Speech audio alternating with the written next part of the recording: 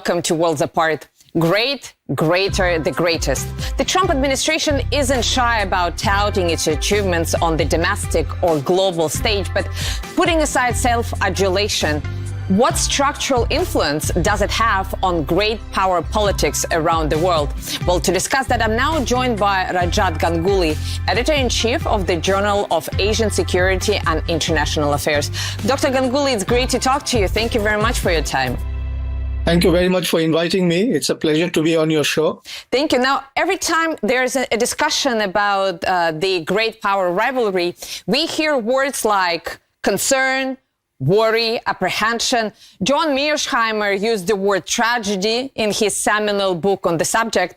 Why is it so negative? Do you think the reality of great power politics in general or in the current historical moment, does it warrant such an anxiety-driven approach? Well, historically, if you look at international relations for the last 250, 300 years, most of the major wars have happened between great powers. It's unfortunate, but that's the way it is. And international politics has been dominated by great power politics. There is no a priori reason why great powers can't cooperate. We have had instances when great powers cooperate, we get very good outcomes. And there's a line of thinking which suggests that great powers should be able to cooperate. But unfortunately, there are more instances when great powers haven't seen eye to eye. They cannot cooperate. They pursue sometimes unilateral, interest-driven policies. And as a result, they clash. And when they clash, the consequences are devastating for the world. Let me also say that my own view is that given the current reality of great power politics, given that great powers are incredibly powerful in terms of being able to cause harm to others.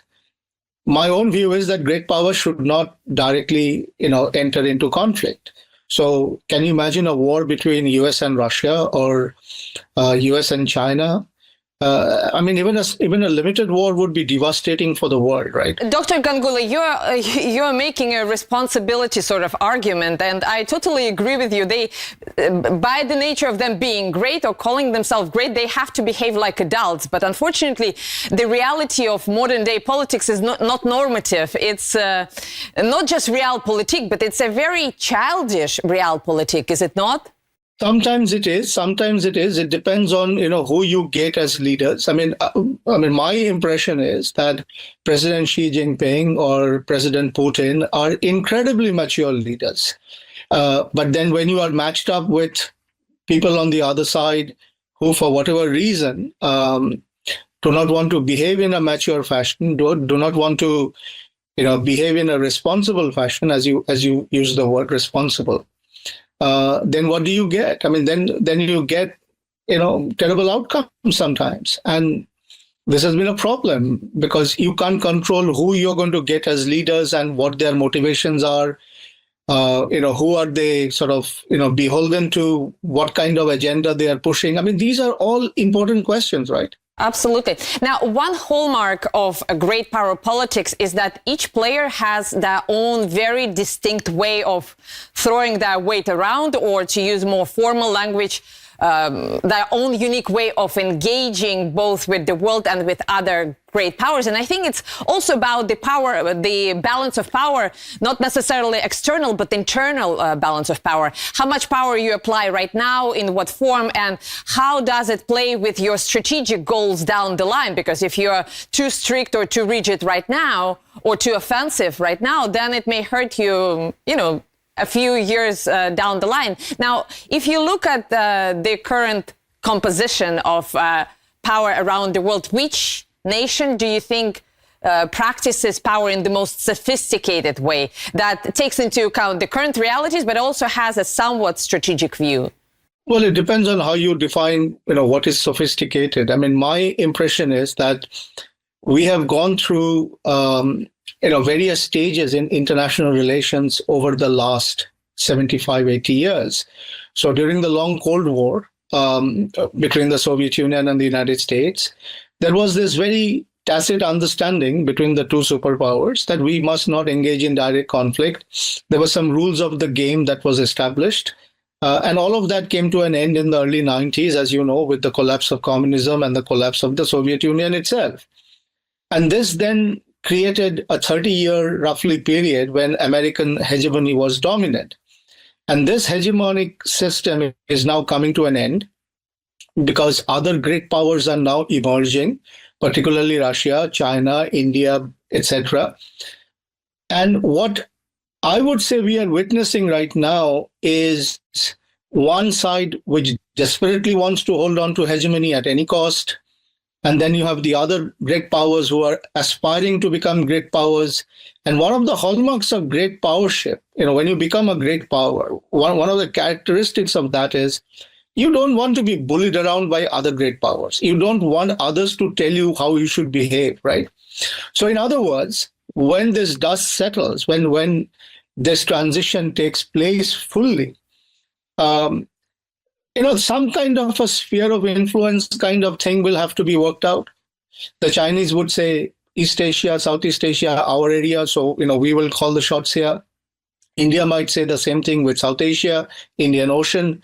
Russia clearly is putting out the marker saying, no NATO expansion into Ukraine. You can't come any further towards Russia, etc. If you try to do that, then there'll be pushback.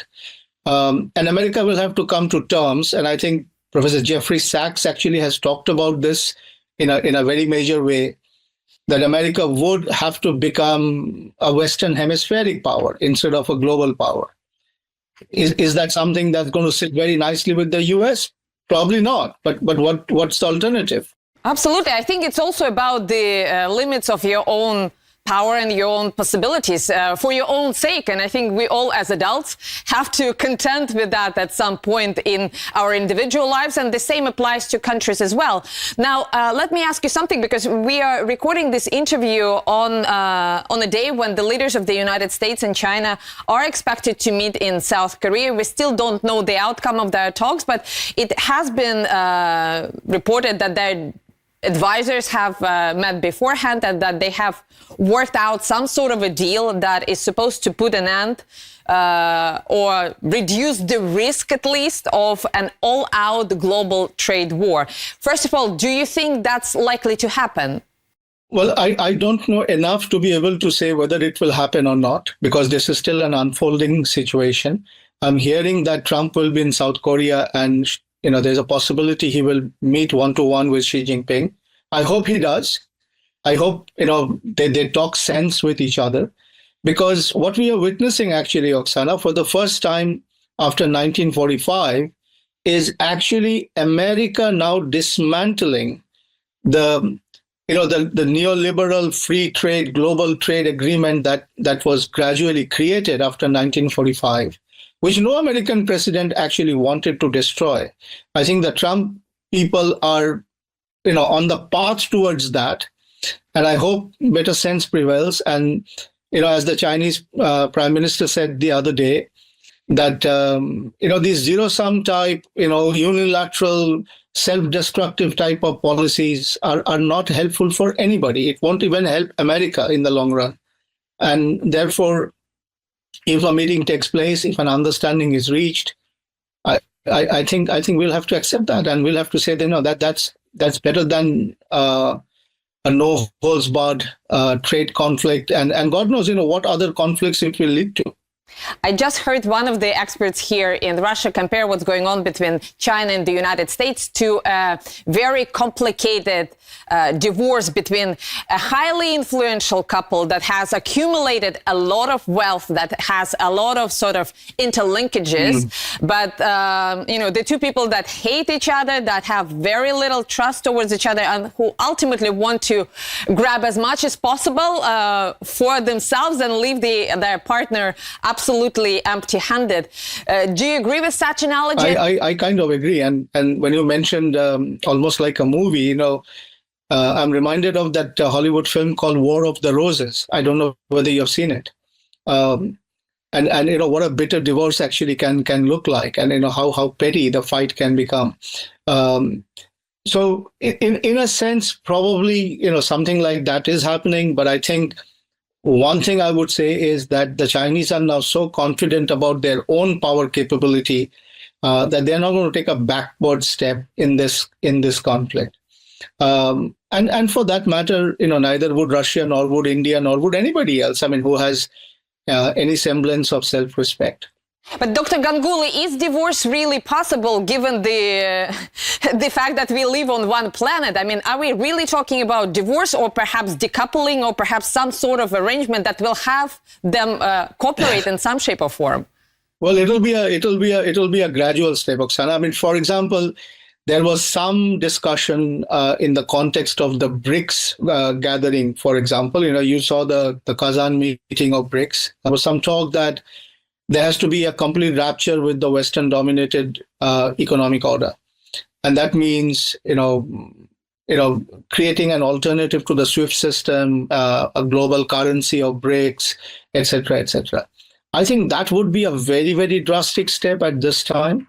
So I don't know whether we will head towards that, but maybe eventually we will, because already there's pressure on the dollar. I mean, a lot of countries are trading in local currencies and not the dollar. But on the other hand, I think America will also have to realize that its ability to push people around, push everybody around, and if it doesn't get its way, it's going to impose sanctions. If sanctions don't work, then it will change regime. If that doesn't work, it's going to drop bombs on people's head. I mean, that kind of approach also is going to be counterproductive, particularly with these rising great powers like China, like Russia, like India. So this trade talk, I think Trump will have to show a lot of flexibility with Xi Jinping, and maybe they'll come to, as the Chinese said yesterday, this has to be sort of 50-50 on both sides. You have to give up something, we have to give up something, let's meet in the middle, something like that. Ganguly, before the break, you said that China is feeling increasingly confident about its ability not only push back, but respond to the United States in a measured way. And I think what we've seen so far in this tariff standoff is China not only holding its ground, but actually, tightening, turning the screws on the United States, both with the controls on the exports of rare earth minerals and also stopping buying the Chinese soybeans.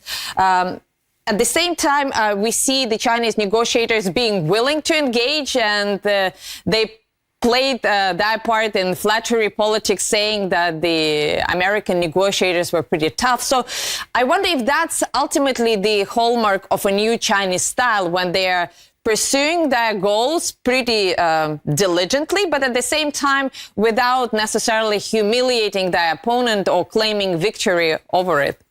No, I think I agree. I mean, you're right. I mean, a mature diplomacy would be like that. That you don't want to say nasty things to the other side, because at the end of the day, you're looking to make a deal with them. You have to coexist with them.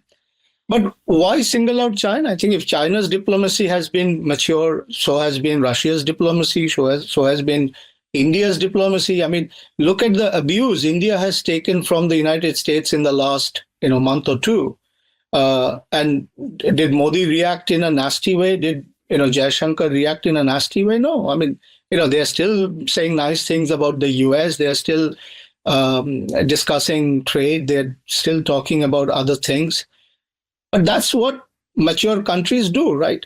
So if you take the view that I'm going to, be nasty to the other side, then how do you even, get past the first hurdle in having a discussion with them and a complex discussion with them? And even on America's side, that the language has become better now, because my own reaction was that the kind of language they were using against India were terrible. I mean, if you're trying to come and make a deal with India, then that's not the kind of language you use.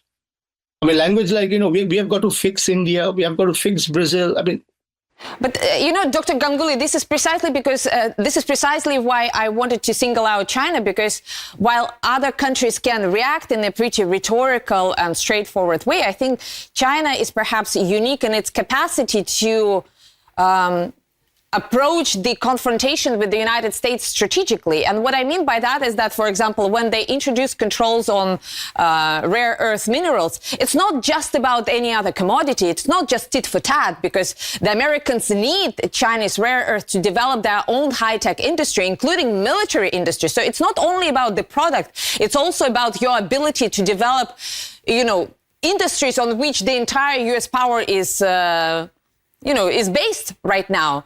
Do you think the Chinese have the potential of expanding this sort of way of keeping the United States in check, but not by rhetoric, not by public gestures, but rather by, quiet policy that will lead to the change in the American behavior? Yeah, I think so. Look, US and China, it is unmistakable that they both need each other. And you pointed out that the US needs Chinese rare earths, China needs access to the US market.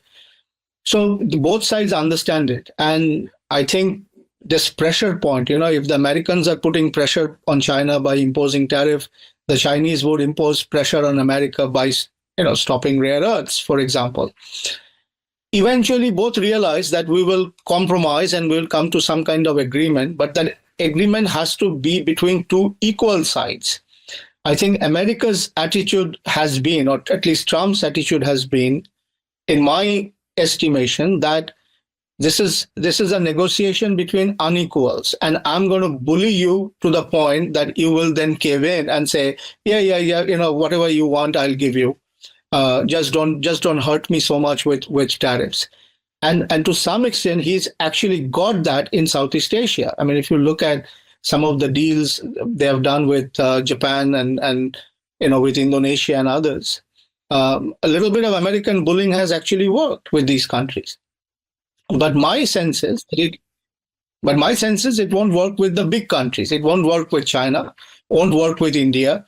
It is not working with Brazil, which is why they're talking about now, fixing Brazil. And certainly it has not worked with Russia. You are in Russia, you know what the story is with Ukraine and what has happened over the last 3-4 years, right? Absolutely. I agree with you on the fact that actually we have two versions of Trump. Trump, when he's talking to a leader of a great power that he knows can respond forcefully, there is one version of him. And then when he talks to, a country which he is perhaps ignorant or dismissive about, then he presents a totally different face of Trump. Now, speaking about the influence of great power politics, now that China has demonstrated a certain way of dealing with the United States, and perhaps Russia also demonstrated its own way of dealing with the Western military expansion, do you think other nations may take notice and perhaps if not copy, then take some of that into account? Or is it a case of what's allowed to Caesar is not allowed to the bull? No, I think other countries are looking at it. And look, if you think of Russia as a civilizational state, China is a civilizational state, India is a civilizational state. These countries, as they are not just great powers, but they firmly believe that they are, they represent a long-standing civilization going back 3,000, 4,000 years, right? So there's a tremendous amount of self-respect involved in this. So it is not just power politics. It is also about who you are, what you represent. And America, probably first time in a long time, is now realizing that I'm not going to get my way by trying to bully these countries any longer. They are now at a position when they won't be, nasty towards me, perhaps. But on the other hand, if I expect that, I will say jump and they will jump, that's not going to happen. There will be pushback if I try playing, nasty politics with them. This pressure on India, for example, that you cannot buy Russian oil. Did it work? I don't think so. Did India make a huge fuss about it? No, because that's not what mature countries do. But in terms of behavior, what has changed? You tell me, nothing has changed. So these Trump guys basically have probably realized that, we can't push countries like India or Brazil or Russia or China around anymore. And increasingly, there'll be more countries like this. I would imagine Iran would be, one such country at some point. And increasingly, if you can't do it on your own, I mean, you will come together as a group, and then you will resist that. And that's what we are witnessing. So the Chinese are not doing anything extraordinarily different compared to what the Russians have done or what the Indians have done. They are doing that in their own special way, leveraging the advantages that they have, and they have an economic leverage. Russia has a military leverage, and it's doing that part on itself. By the way, what do you think is a distinct feature about the Indian approach to great power politics? What can India leverage to not only press its case, but also influence how things are done in the world? Well, India has tremendous leverage in terms of its economic potential. By prediction is by 2047, when India celebrates 100 years, India probably would overtake the United States and be the second largest economy in the world. It is already the largest in terms of population. Country with tremendous natural resources. It is fast becoming the manufacturing hub of the world, an alternative to China. I was very pleased to see these agreements that were announced between India and Russia about building commercial airliners, all the kinds of military cooperation that's happening. And India has got, don't forget, the demographic dividend, that it has got a population, 50% of which is below the age of 35, and highly educated population. So in many labor deficient countries, in many countries where there's a serious problem of aging. So Japan, for example, Japan is now encouraging Indians to come and work in Japan. If you go to Europe, you will find Indians in almost every country. And somebody told me the other day, even in the United States, even though Trump has gone after the Indians, I think sense has prevailed that if they kick out the Indians from the United States, their entire health industry will collapse, because 20% of doctors and nurses in the US are Indians. Their, high-tech, computer type of industry will collapse or move from the United States to other parts of the world, because these engineers, IT engineers are Indians. So these are things that India will leverage, of course. Okay. Now, can I ask you, perhaps that's going to be my last question. You mentioned a moment ago that all great powers opposing the United States in various ways have a sort of civilizational heritage or civilizational mentality to them. And ironically enough, the United States is also a civilizational power. Maybe they do not consider themselves as such, but in the way they behave, in the way they try to push their values onto others, there is a sort of a tinge of that. And the American policy... How can you say America is I disagree. I don't think America is a civilizational state at all. I mean, how old is America? 300 odd years? When you're comparing, India, at least 5,000, 6,000 years old, China like that, Russia like that, even Germany like that. If you take absolutely, but civilization. like psychologically, omnipotence is a quality that we have in our very early childhood. So maybe that's the reason for why the Americans are behaving this way. But my question to you is this: at this point of time, the American policy is characterized by a lot of unpredictability, a lot of chaotic or ignorant behavior, and we can put it on rather mercurial nature of Donald Trump. Do you expect, though, the United States to continue in the same vein after he's gone, or do you expect perhaps a more stately or orderly, polite behavior? That's a very interesting question, and it will require a very complex answer. Probably we don't have time for that, but I'll just refer to one thing. There was a recent interview of Steve Bannon by The Economist magazine, in which he suggested that Trump would become president again in 2028. That he will have a third term. And he said, we have to take control of institutions. So this is very alarming kind of rhetoric, right? That they're going to change the 22nd Amendment. Maybe Trump will have a third term. There's that. But even if that happens, I mean, he is not, his life has a certain limit. He is not... Of course. And he probably has suffered a stroke from what I'm hearing, that there was a 6-day, period when nobody knew where he was. He was in Walter Reed Hospital, apparently. Could have suffered a stroke. I don't know. but he looks very, his face looks pretty tired to me for some reason, all of a sudden.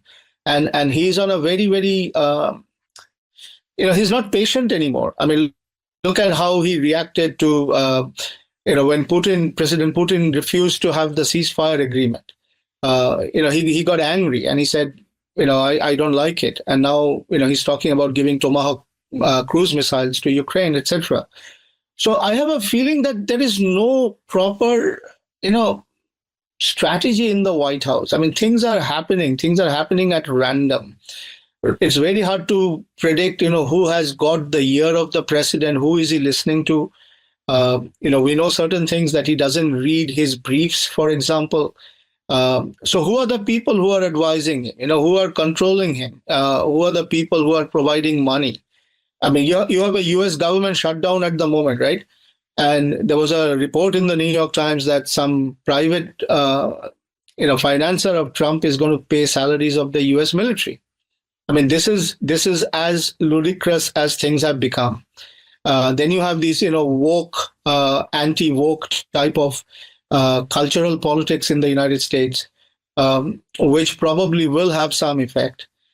And there's a demographic transition in the US. There was a recent article by Minhas Merchant in an Indian newspaper, which talked about how the fear of losing white dominance in the US is driving American politics. Very, very interesting argument. So what I'm trying to suggest is that, there will be turmoil domestically in the United States, and many of these politicians will react in ways that would be a little bit unpredictable at this time. But it'll be interesting to see what happens. Well, Dr. Ganguly, I totally agree with you. It's going to be fascinating to watch it, especially from a safe distance. In the meantime, thank you very much for being with us today. It's been a very interesting conversation. Thank you so much for having me, and lovely talking to you. And thank you for watching.